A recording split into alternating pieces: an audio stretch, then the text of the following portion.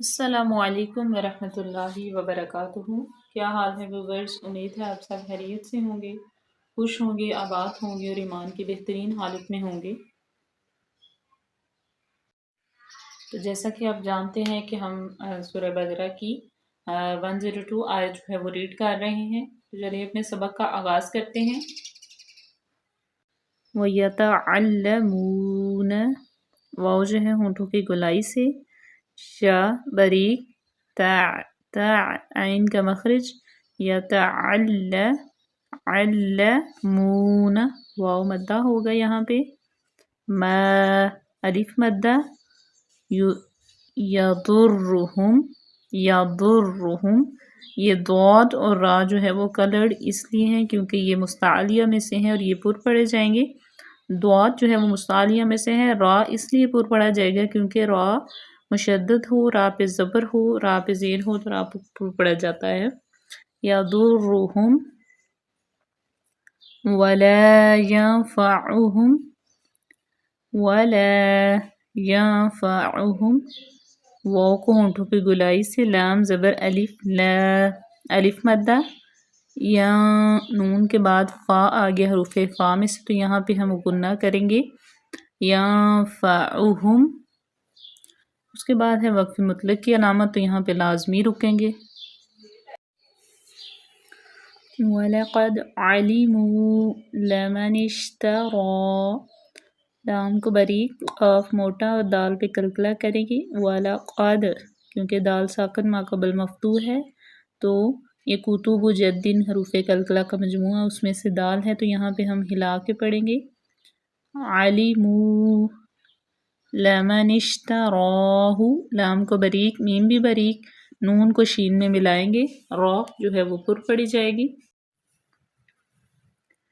مالہ، ہاتھ پہ الٹا پیش ہے، اس کو ہم جو ہے وہ لمبا کریں گے، فی الآخرۃ، فا زیر لام، فی الآخرۃ، خا کو پر پڑھیں گے اور خا پہ خڑخڑاہٹ کی آواز پیدا کریں گے، را زبر ہے، را کے اوپر زبر ہے تو را پر پڑی جائے گی، فی الآخرۃ من، فی الآخرۃ من خلاق، ٹھیک ہے۔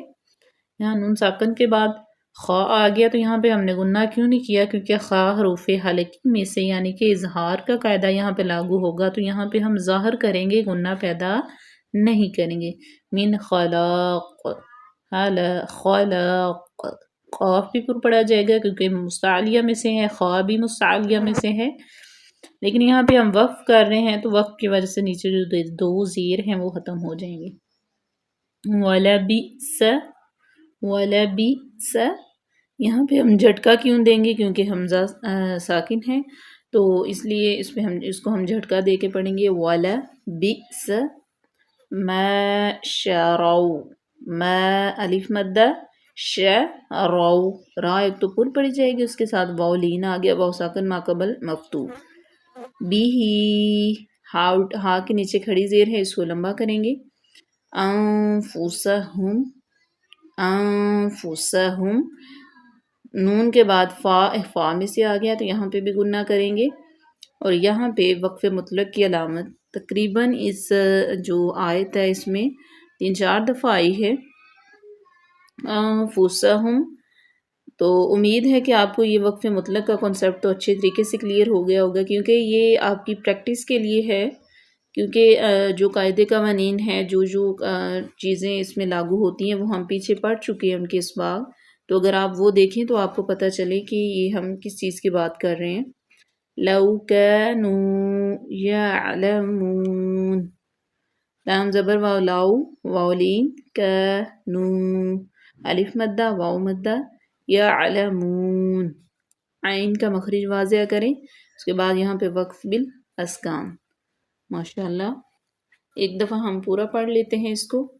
بسم اللہ الرحمن الرحیم، وَيَتَعَلَّمُونَ مَا يَضُرُّهُمْ وَلَا يَنفَعُهُمْ وَلَقَدْ عَلِمُوا لَمَنِ اشْتَرَاهُ لمن اشتراه ما له في الآخرة من خلاق ولبئس ما شروا به أنفسهم لو كانوا يعلمون صدق اللہ العظیم. ماشاء اللہ. آج کے لیے اتنا ہی کافی. ملتے ہیں اپنے نیکسٹ ویڈیو میں. تب تک کے لیے اللہ حافظ. دعاؤں میں یاد رکھیے گا. فی امان اللہ.